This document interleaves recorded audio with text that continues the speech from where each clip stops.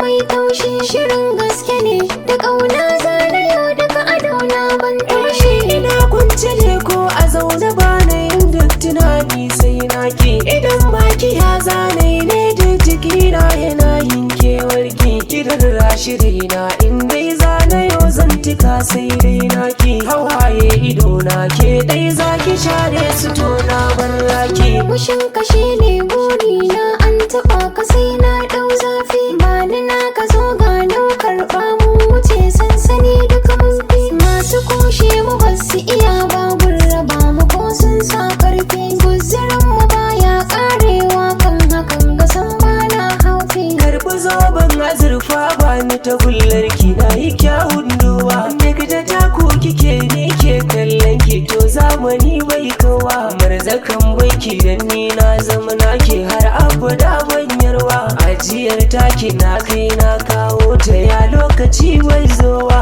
In na raɓe ka ba ka min kyara, kullum in za ka hange ni ba ka min kora. Lalum kai ke yi min hidima haka ka jura, sanya min kalma cikin jiki ba na yi matara. Na shaida ke ce sirrin ruhina, ga ƙauna na riƙe ita ce tushe na. Sana can ƙuriya zamo jigona in har ke